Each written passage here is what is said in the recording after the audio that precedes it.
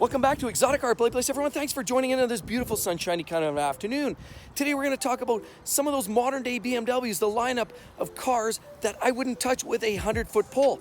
Maybe they're ugly, maybe they're just slow, maybe they just don't perform like I'd expect them to, being the ultimate driving machine. Let's get into it now.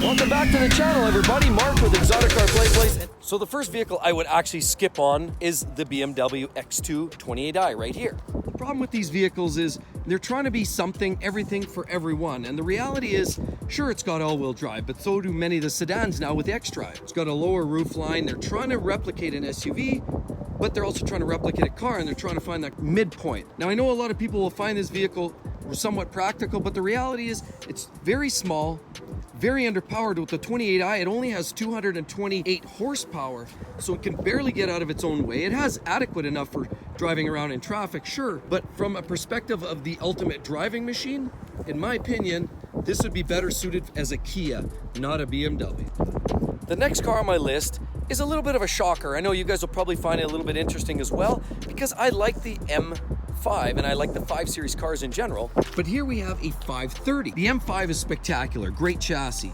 The 540 is decent because it's got the Turbo 6, but what do we have here but a 530i? And as you look around, really what this is a dressed down 5 Series car, a very basic vehicle. As you can see, 530, what that means is this car here has a turbocharged 4-cylinder engine of 2-liter capacity that makes moderate power, but in my opinion, not enough for a 5 Series car that weighs a whole lot of poundage. It's just not enough engine there. It's okay in small European towns.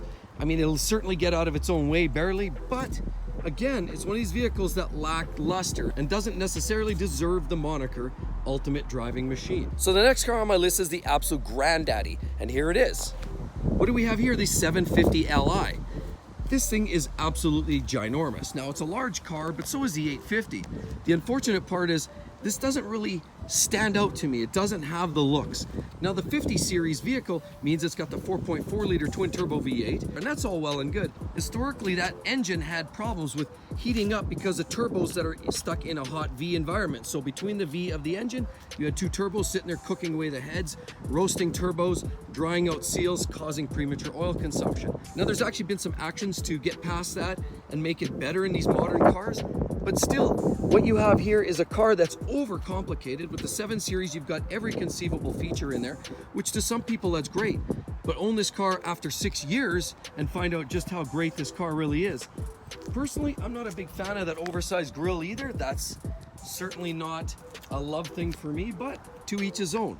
Great vehicle from an executive's perspective if you want to own it for 3 years. After that, you might as well send it down the road. Certainly not one that I would consider the ultimate driving machine. And now the next monstrosity that I wouldn't even consider owning is right here.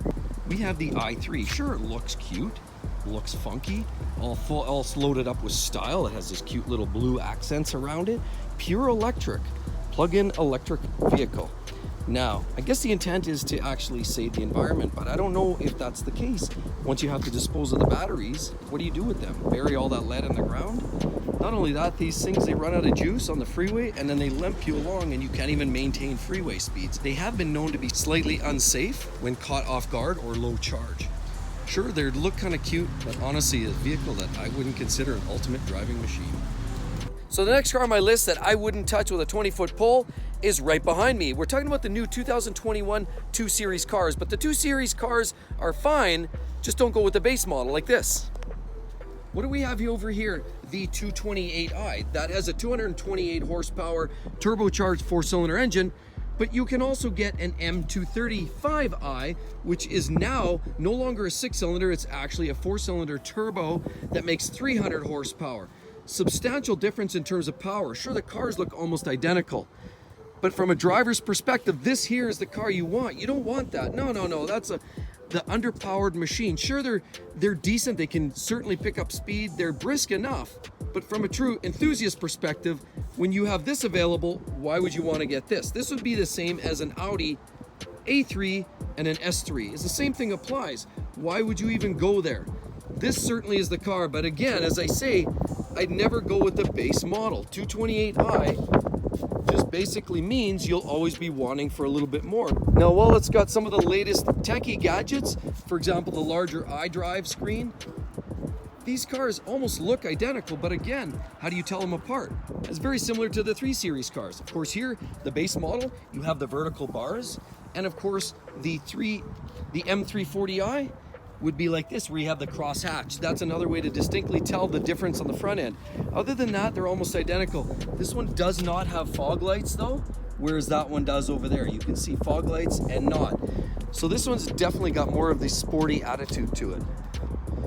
And of course, as well, you get larger wheels, you got the M badging, and the engine that you'd ultimately want to have. Even though it's a 4-cylinder, still going to be a little buzzy.